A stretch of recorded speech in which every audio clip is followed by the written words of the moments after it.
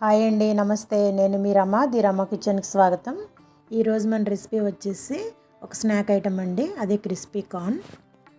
ఈ రెసిపీని మనం చాలా ఈజీగా ప్రిపేర్ చేసుకోవచ్చు. పిల్లలు ఎంతో ఇష్టంగా తింటారు.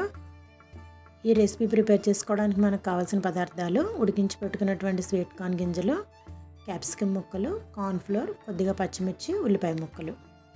ముందుగా ఒక బౌల్ తీసుకొని దీనిలో మనం ఉడికించి పెట్టుకున్నటువంటి కార్న్ వేసుకోవాలి. ఇక్కడ నేను సాల్ట్ వేసి బాయిల్ చేశానండి, అందుకని వేరుగా సాల్ట్ వేయట్లేదు.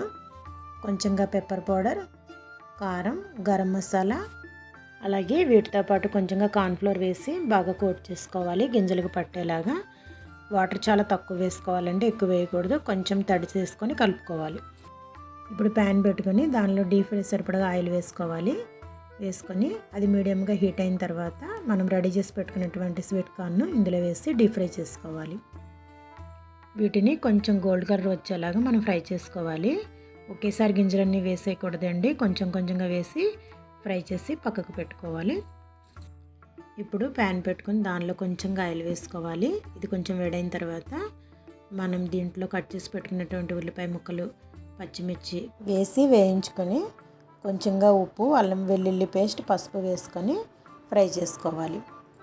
ఇప్పుడు దీంట్లో క్యాప్సికమ్ ముక్కలు కూడా వేసి కొంచెంగా ఫ్రై చేసుకోవాలి. ఇవి మరీ ఎక్కువ వేయించుకోకూడదండి.